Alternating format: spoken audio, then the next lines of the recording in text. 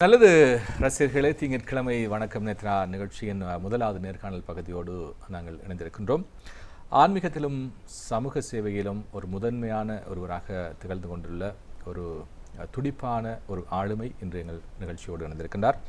அந்த வகையில் பிரித்தானிய சைவ முன்னேற்ற கழகம் அல்லது சங்கத்தினுடைய தலைவராக இருக்கின்றார். அதேபோல ராம் லக்ஷ்மி அறக்கட்டளை ஸ்தாபகராக பல ஆண்டுகள் சேவையாற்றி வருகின்ற நாங்கள் எப்போதும் மதிக்கின்ற எமது அன்புக்குரிய வைரமுத்து ரத்னம் ராமநாதன் ஐயா அவர்கள் இன்று எங்களுடைய நிகழ்ச்சியோடு இணைந்து தன்னுடைய அனுபவங்களையும் அதேபோல பிரித்தானிய சைவ முன்னேற்ற சங்கத்தினுடைய சேவைகள், பணி, அதனுடைய உருவாக்கம் சம்பந்தமான விளக்கங்களையும் எங்களுக்கு வழங்கியிருக்கிறார். நிச்சயமாக நிகழ்ச்சிகளை பொறுத்த மட்டில் ஒரு ஆளுமையினுடைய அனுபவங்களை பகிர்ந்து கொள்கின்ற போது அதன் மூலமாக கூட எங்களுக்கு ஒரு நல்ல ஒரு மோட்டிவேஷன் அல்லது நல்ல ஒரு உற்சாகம் பிறப்பதை நாங்கள் உணரக்கூடியதாக இருக்குது. காலையிலே அவரை பார்க்கின்ற போது எனக்கும் அப்படியான உற்சாகம் ஏற்பட்டதை நான் உணர்ந்து கொண்டேன். அந்த வகையில் நாங்கள் அவரை வரவேற்றுக் கொள்வோம். வணக்கம் ஐயா. வணக்கம் ஐயா. நினைக்கிறேன் உங்களை பற்றி ஒரு அறிமுகம் எங்களுக்கு தேவை. நாங்கள் பிரித்தானிய சைவ முன்னேற்ற சங்கத்தை பற்றி கலைப்போம். அதற்கு முதல் உங்களுடைய இளமை காலங்கள் எப்படி இருந்தது? எங்கே நீங்கள் பாடசாலைக்கு சென்று கல்வி கற்றீர்கள்? அந்த அனுபவங்களை எங்களுடைய ரசிகர்களுக்காக நீங்கள் கண்டிப்பாக பகிர்ந்து கொண்டுள்ளோம். நான் இலங்கையில் 1946 ஆண்டு பிறந்த நான் இங்கே கொழும்பில் டெமிட்டக்குடி என்ற இடத்தில் பிறந்தேன். பின்பு ஆரம்ப கல்லூரி சென்ட் மேட்ரிஸ் இல்லை டெமட்டக்குடியில் இருந்த சென்ட் மேட்ரிஸ் அங்கே 2ஆம் வகுப்பும், அதைத் தொடர்ந்து வெஸ்ட்லி கல்லூரி, வெஸ்ட்லி காலேஜ். அந்த 1953ஆம் ஆண்டு தான் வெஸ்ட்லி கல்லூரியிலேயே முதல் தமிழ் பிரிவு ஆரம்பித்தாங்க. அப்போ நான் 3ஆம் வகுப்பு வச்சுருந்தேன். முதல் மாணவர்களுக்குள்ளே நீங்கள் முதல் பிரிவு நாங்கள். அப்போ இந்த படித்து கொண்டிருக்கும் பொழுது 53, 54, 55, 56, 58 தெரிந்தானே இனக்கலவரம் ஆரம்பித்த காலத்தில் நாங்கள் மிகவும் பாதிக்கப்பட்டோம். நாங்கள் இருந்த இடம் வெள்ளம்பிட்டி என்ற இடம் பாதிக்கப்பட்டு அதோடு கொழும்பு வாழ்க்கையிலிருந்து யாழ்ப்பாணம் செல்கின்றேன். கொழும்பில் இருக்கும் பொழுது சமயத்திலோ அல்ல தமிழோ இருக்கிறதுக்கு சந்தர்ப்பம் இல்லை, இதுவும் இல்லை. குறிப்பாக சொல்லப்போன சமயத்தில் தமிழ் இருந்தால் கூட வெஸ்ட்லி கல்லூரி கூட தமிழ் ஒரு பாடமாக கூட இருக்கக்கூடிய பொழுது 58ஆம் ஆண்டுக்கு பிறகு ஒரு திருப்பம் ஏற்பட்டது. என்னென்று கேட்டால் நாங்கள் எமது சொந்த கிராமத்துக்கு சென்றோம். அங்கே உள்ள ஒரு நல்ல பாடசாலைகள் இப்பொழுதும் இங்கே இருக்கின்ற திருப்பள்ளியிலே மாஜனா கல்லூரி என்று அங்கே போய் நான் சேர்ந்து படித்து கொண்டிருக்கும் பொழுது தான் இந்த மிக சமயங்கள் சைவத்தின் மீதான ஆர்வமும் சமூகத்தின் மீதான அக்கறையும் உங்களுக்கு ஏற்பட தொடங்குகிறது. அதொன்று. அடுத்ததாக எங்கள் கிராமத்தில் எங்களுக்கு ஒரு சொந்தமான ஒரு பூர்வீக ஒரு சிறிய ஆலயம் இருந்தது. அந்த ஆலயத்தில் தொண்டு செய்யும் பொழுது அந்த அப்படியே அந்த சமய ஈடுபாடுகள் அப்படியே நடந்து கொண்டிருந்தது. குறிப்பாக சொல்லப்போனால் முதலாக நாங்கள் 1964ஆம் ஆண்டு யாழ்ப்பாணத்தில் மிக பெருமளவிலே இந்த சேக்குலர் மகாநாடு ஒன்று 2 நாட்கள் செய்தோம். அதற்கெல்லாம் உங்களை கண்டிப்பாக சென்றிருப்பீர்கள். இங்கிருந்து ராஜப்பன், கௌரி ராஜப்பன் அம்மையார்கள் பாடினார்கள் அந்த நாட்களில் கிராமத்துக்களில். அப்படியே நான் பிறகு இங்கே கொழும்புக்கு விட்டேன். கொழும்பிலே கூடுதலாக கொம்பனி திரு சிவசாமிகளோடு தான் எனது மீது காலம் 10 வருஷம் நல்ல காலம். அப்பொழுது சைவனுடைய சங்கம் ஒன்று இருந்தது இங்கே கொம்பனி தெருவில். சைவனுடைய சங்கம் இப்போ இருக்கின்றதா. நான் அங்கிருந்து நான் இப்பொழுது எனது கல்வி முன்னேற்றத்திற்காகவும் பெற்றோருடைய இதுக்காகவும் லண்டன் செல்ல வேண்டியதுக்கு வந்தேன். இப்போ லண்டனில் தான் இருந்து கொண்டு வசித்து கொண்டு இருக்கீங்க. அப்போ 75ஆம் ஆண்டு லண்டனுக்கு கல்வி இருக்க வந்துவிட்டேன். ஆனால் நான் வந்த நாள் தொடக்கம் லண்டனிலே ஒரு சங்கம் அல்லது ஒரு ஸ்தாபனம் ஆரம்பிக்க வேண்டும் என்று சொல்லி எமது கொம்பனித்திரையில் இருந்த சைவ சங்கத்தையே இதாக விட்டு கொண்டு நாங்கள் பிரித்தானிய சைவ சங்கம் என்ற ஒரு சங்கத்தை உருவாக்கினேன். 21 ஆகஸ்ட் 1927ஆம் ஆண்டு 11 பேரோடு ஆரம்பித்த சங்கம். இப்போது இந்த பிரித்தானிய சைவ முன்னேற்ற சங்கம் எப்படி இருக்கிறது? அந்த நிலை எப்படி இருக்கிறது? இப்போ உருவாக்குகின்ற போது நீங்கள் அந்த எப்படியான கஷ்டங்களுக்கெல்லாம் முகம் கொடுத்தீர்கள்? இப்போது அதனுடைய நிலை எப்படி இருக்கிறது? பிரித்தானிய பிரச்சனை அது ஒரு பெரிய ஆலபிச்சம் இப்பொழுது. அங்கே அதை உருவாக்கி விட்டோம். ஆனால் இப்போது விருட்சமாக மாறிவிட்டது. விதையை நீங்கள் போட்டு விட்டீர்கள். அந்த கதைகளை பற்றி சொல்லுங்கள். ஆண்டு சொல்லும் பொழுது அங்கே பல பகுதிகள் உண்டு. சமயம், தமிழ் பாடசாலை, யோகா பயிற்சி என்று பல பயிற்சிகள் இருக்கின்றது. இதில் ஒரு குறிப்பிட்ட விஷயம் உங்களுக்கு தானே, எல்லா சங்கங்களிலும் இந்த ஒவ்வொரு ஆண்டும் ஒரு இந்த அடுத்த ஆண்டுக்குரிய தேர்வு செய்வார்கள். அப்பொழுது எலெக்ஷன் என்று ஆங்கில சொல்லி அல்லது தமிழில் தேர்தல் சொல்லி வைப்பார்கள். கடந்த 50 ஆண்டுகளாக எந்த வித எலெக்ஷன் ஒன்றும் இல்லாமல், எந்த வித ஒரு போட்டியும் இல்லாமல் ஏகமனதாக செய்த சங்கம் பிரித்தானியாவில் மாத்திரம் நினைக்கிற உலகத்திலேயே எங்கள் சமூக சங்கம் தான். அதே என்ன மாதிரி நாங்கள் செய்யணும்னால பெரிய கஷ்டமான விஷயம். சில சங்கங்களை உருவாக்குவார்கள், குறிப்பிட்ட காலத்திலே அதுக்குள் 1000 பிரச்சனைகள், முரண்பாடுகள் வரும். ஆனால் 52 வருடங்கள் ஏகமானதாக எல்லோருடைய ஒரே கருத்தோடு பயணிக்கின்றது என்கின்ற சொல்கின்ற போது அதுக்குள்ளே நிறைய தியாகங்கள், அர்ப்பணிப்புகள், விட்டுக் கொடுப்புகள், உழைப்புகள் இருக்கும். அந்த விஷயங்களை சொல்லுங்கள். உண்மைதான். ஆரம்ப காலமே கஷ்டம் தானே. நாங்கள் அப்பொழுதுதான் நாங்களும் கல்வியற்கு சென்று நாங்கள் பணம் படிப்படியாக சமயம் வந்து சொந்தமாக ஒரு கட்டணம் வாங்கினோம். பிறகு சங்கத்திற்கு பிறகு அங்கே ஒரு சிவன் ஆலயத்தை அமைத்தோம். இப்படி பல இதை விட யோகா நிலையம் என்றது இதன் மூலம் அருளி வட்டம் பல சமூக பணிகள் இங்கே தேவைப்படுகின்ற இலங்கை மக்களுக்கு, குறிப்பாக இலங்கை மக்களுக்கு செய்து கொண்டிருக்கின்றோம். இதை விட சமயம்,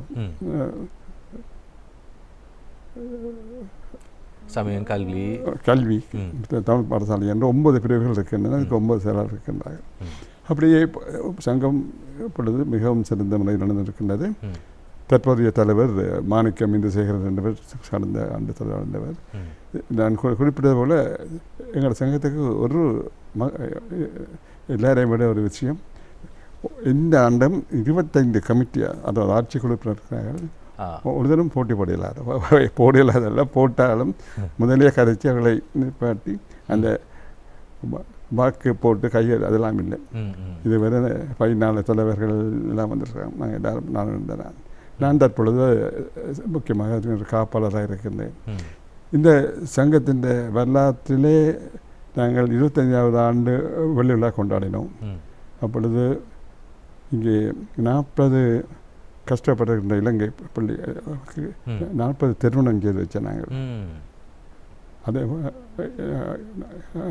சங்கத்தின் 40வது ஆண்டு 10 வருஷத்துக்கு முதல் அப்படி பல விஷயங்கள் இலங்கையோடு தொடர்ந்து கூடுதலாக இப்பொழுது கூட இந்த மண் சரிவு, இந்த சரிவுக்கு எங்களது இந்த பிரிவு வெளிநாட்டு பிரிவு உடனே கை கொடுத்தார்கள். அப்படி பல பணிகள் செய்து கொண்டு இருக்கின்றோம்.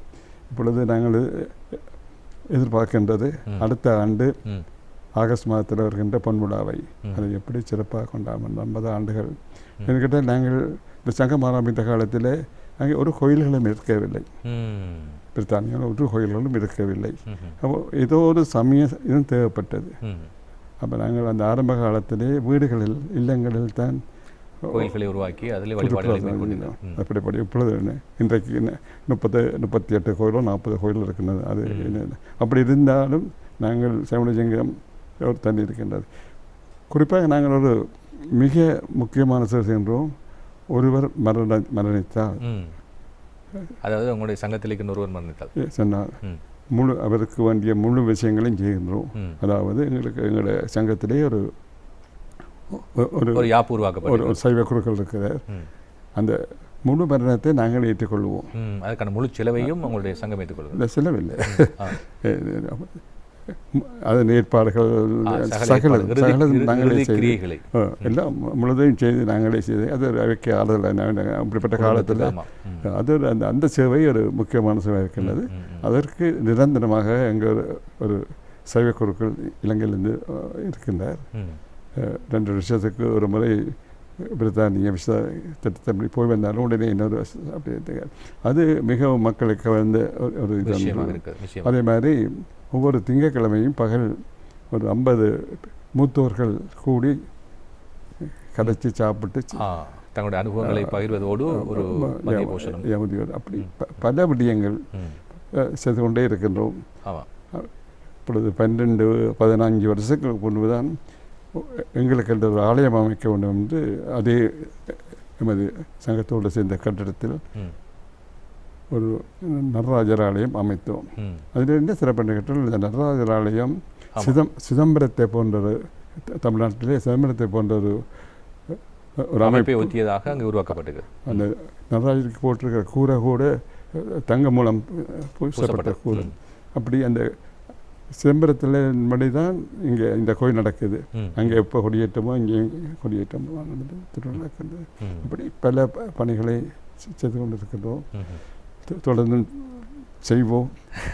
சரி, அதே போல் இந்த 50வது ஆண்டை நீங்கள் சிறப்பாக கொண்டாடி இருக்கின்றீர்கள். அது சம்பந்தமான இப்போது என்ன திட்டங்கள் வைத்திருக்கிறீர்கள்? அந்த ஆண்டை சிறப்பை கொண்டாட இருக்கின்றீர்கள் சொன்னீர்கள், அதற்கான ஏற்பாடுகள் என்ன செய்திருக்கின்றீர்கள்? அதிலே முக்கியமாக நான் சொன்னேன் 40வது தான் நம்ம எங்களை கடைசியாக பிரதேசிதாங்க கொண்டாடு. அப்போது இந்த 40 கல்யாணங்கள் செய்து வைத்தீங்கள். இதை இங்கே பொம்மலை பற்றி செய்தோம். ஆனால் 50 அதை விட கூடுதலாக ஆரம்பித்து விட்டோம் பணிகள். அடுத்த வருஷம் இந்த வருஷம் 49 போவோம், அடுத்த 77 50 வரும். 3 முக்கிய நிகழ்வுகள் இருக்கின்றோம். ஒன்று இன்னும் ஒரு 50 திருமணங்களை ஏழை பள்ளிகளுக்கு செய்து வைக்கின்றோம். இலங்கையில் கொழும்பு மாத்திரமில்லை, இலங்கை முழுவதும் இருக்கின்ற 40ஆம் ஆண்டும் அப்படி தான் சொன்னாங்க. அந்தந்த கிராம சேவாட்டு சொல்லி அது ஒரு முக்கியமான திட்டமாக இருக்கின்றது. உங்களுக்கு தெரியும் சமயக்குறவர் என்ற நாயன்மார், அவருடைய 63 நாயன்மாருடைய சிலைகளை எங்கள் ஆலயத்தில் நிரந்தரமாக பதிக்கிறது 2வது திட்டம். அப்படி சில இதை வைத்துக் கொண்டு ஆரம்பித்திருக்கின்றோம். இன்னும் 20 மாதம் 18 மாதம் இருக்கின்றது. ஆனால் இப்போதே அதுக்கான முயற்சிகளை நீங்கள் செய்ய இறங்கியிருக்கிறீர்கள். இன்னொரு விஷயத்தை கேட்க வேண்டும். ஒரு சங்கத்தை, ஒரு அமைப்பை இயக்குவதாக இருந்தால் அதுக்கு மிக அச்சாணியாக இருப்பது ஒரு பொருளாதாரம் அல்லது நிதி தேவைப்படும். எனவே ஒரு 50 ஆண்டுகள் ஒரு நீண்ட தூர பயணத்தில் உங்களுடைய சங்கத்தை நீங்கள் கொண்டு சென்றிருக்கிறீர்கள். இதுக்கான பங்களிப்புகள் அல்லது ஒத்துழைப்புகள், பொருளாதார ரீதியான ஒத்துழைப்புகளை நீங்கள் எப்படி பெற்றுக்கொள்கின்றீர்கள்? பொருளாதார ஒத்துழைப்பு என்பது ஆரோக்கியமாக தொடர்ந்து கிடைக்கின்றது. கிட்டத்தட்ட 500 அங்கத்தவர்கள் இருக்கின்றனர். அவர்கள் எல்லோரும் ஐக்கிய ராஜ்யத்தை சேர்ந்தவர்களா அல்லது உலகத்தில் இருக்கிற எல்லா நாடுகளிலும் ஐக்கிய ராஜ்யத்தில் மாத்திரம் அந்த அங்கத்தவர்கள் இருக்கிற அதை விட இப்பொழுது நாங்கள் அனுபவத்திருக்கிற ஆலயத்திலே எங்களுக்கு அதில் இருக்கின்ற வருமானம் முழுவதும் சங்கத்திற்கு வருகின்றது. 2 இதை விட கலசம் என்ற ஒரு காலாண்டு சஞ்சிகை, ஆனால் மக்களுக்கு இலவசமாக கொடுக்கின்றோம். அதை கூட 2000 பிரதிகள் ஒவ்வொரு 3 மாதமும், அதாவது தைப்பொங்கல், சித்திரை வருஷ பிறப்பு, பிறகு தீபாவளி, நவராத்திரி, அப்படி அந்த பத்திரிகை 2000 பிரதிகள் 1000 அங்கே லண்டனிலும் 1000 இங்கே அடைக்கின்றோம். இங்கே அடைத்து இங்கே யாழ்ப்பாணம் மட்டக்களப்பில் அந்த பகுதியில் கலசம் ஒரு முக்கியமான, அதற்கு கூட 21 ஆண்டுகள் வந்து விட்டது. கலசம் காலாண்டது 2 மிகவும் ஒரு குறிப்பாக இங்கே யாழ்ப்பாணத்தில் இங்கே உள்ள பெரியவர்கள் வாசிக்கிறதுக்கு விரும்புகிறார்கள். லண்டனை பொறுத்தவரை இப்பொழுதெல்லாம் டிஜிட்டல் முகமாக வந்து விட்டுதானே அவ்வளவு இல்லாதான் டக்குன்னு நாங்கள் லண்டனை அரைவாசி ஆக்கி போட்டு இங்கே அரைவாசியை இங்கேயே அச்சுட்டு இங்கேயே அது தைப்பொங்கல் என்று வெளிவரும், சித்திரை புத்தாண்டு என்று வெளிவரும், அதை தொடர்ந்து நவராத்திரி என்று வெளிவரும். அப்படி 4 சார். அதே போல் நான் கேட்கணும், இந்த ராம் லக்ஷ்மி அறக்கட்டளை ஸ்தாபகர் அதையும் நீங்கள் தான் உருவாக்கி இருக்கிறீர்கள். அந்த உருவாக்கத்தை பற்றியும் சொல்லுங்கள். அதனுடைய சேவனஜிங்கம் அப்படியே இருக்கு. இது வந்து முழுக்க முழுக்க சமூக சேவையை மையப்படுத்தி உருவாக்கப்பட்டது. சேவனஜிங்கம் சமூக சேவை தான். எங்களுடைய அந்த லோகோ கூட சைவ சமய கருத்துணவாக சமூக சேவை தான். சமயமும் சமூகமும் சமூக சேவை தான். ஆனால் இப்பொழுது அங்கே பல பிரிவுகள் வந்திருந்த சமூக சேவை பிரிவு தான் சிறப்பாக. ராமலட்சுமி அறக்கட்டளையின் வரலாற்று கேட்டால் 2000 ஆண்டு மில்லினியம் ஆண்டு உலக மளிகை போகிறேன்னு சொன்னாங்க. ஞாபகம் இருக்குது. நாங்கள் உயர்படுத்த 12 மணிக்கு அங்கால போ. அப்போ 25 வருடங்களே கடந்து விட்டோம். நானுமே எனது மனைவி 2 பையங்கள் சின்னவங்க. அந்த டிசம்பர் மாதத்தில் விடுமுறை போவோம் எங்கள் நாட்டுக்கு. அந்த அன்றைக்கு நாங்கள் மில்லன் இங்கே இட்டாலியிலே ஒரு நாட்டில் இருக்கின்றோம். ஆமாம். அப்போ தான் எனக்கு உலகம் வழிஞ்சான ஒரு விஷயத்தை சொல்லி ஒரு குடும்ப அறக்கட்டளையாக ஆரம்பித்தேன். ராமேனன் சார் லக்ஷ்மி அறக்கட்டளை அழைக்கிறோம். அது ஒரு குறிப்பாக இலங்கையில் நீங்கள் சொல்ல போனால் எங்களுக்கு கிராமத்தையும் சேர்த்து என்றளவு பண உதவியோ இந்த விஷயத்தில் இருக்கின்றோம். அது அங்கேயே அரசாங்கத்தால் அங்கீகரிக்கப்பட்ட ஒரு தர்மஸ்தாபனம். அதுக்கும் இப்போ இந்த 25ஆம் ஆண்டு வெள்ளி விழா. சரி, எனவே உங்களுடைய 2 அந்த சங்கமும் இந்த ராம் லக்ஷ்மி அறக்கட்டளை நிறுவனமும் சிறப்பாக இயங்க வேண்டும் என்று நாங்களும் நிகழ்ச்சியின் சார்பாக வாழ்த்துகின்றோம். அதே போல் உங்களுக்கும் நீண்ட ஆயுள் கிடைக்க வேண்டும், இன்னும் உற்சாகமாக உங்களுடைய பணியை தொடர வேண்டும் என்று நாங்கள் பிரார்த்திக்கின்றோம். அதை மாத்திரமில்லாமல் சிலர் வெளிநாடுகளுக்கு, குறிப்பாக ஐரோப்பிய நாடுகளுக்கு சென்றால் தங்களுடைய உறவுகளை, நாட்டை, பிரதேசத்தை மறந்து விடுவார்கள். ஆனால் நீங்கள் எந்த நாட்டில் இருந்தாலும் உங்கள் சிந்தனையிலும் மூச்சிலும் இந்த நாட்டு மக்கள் முன்னேற வேண்டும், சைவம் தழைக்க வேண்டும், சமூகம் ஓங்க வேண்டும் என்ற சிந்தனை இருக்கிறது. நிச்சயமாக அது மற்றவர்களுக்கு ஒரு முன்னுதாரணமாக இருக்கும். அந்த வகையில் விசேடமாக உங்களுக்கு இந்த வேளையில் எங்களுடைய நேத்ரா டிவியின் சார்பாகவும் ரசிகர்கள் சார்பாகவும் மனப்பூர்வமான நன்றிகளை தெரிவித்துக் கொள்கின்றோம். நன்றி. நல்லது ரசிகர்களே, அடுத்த நேர்காணல் பகுதியோடு இணைந்து கொள்வோம். அதற்கு முதல் ஒரு வர்த்தக விளம்பர இடைவெளி, அதைத் தொடர்ந்து பாடல், மீண்டும் இணைந்து கொள்வோம்.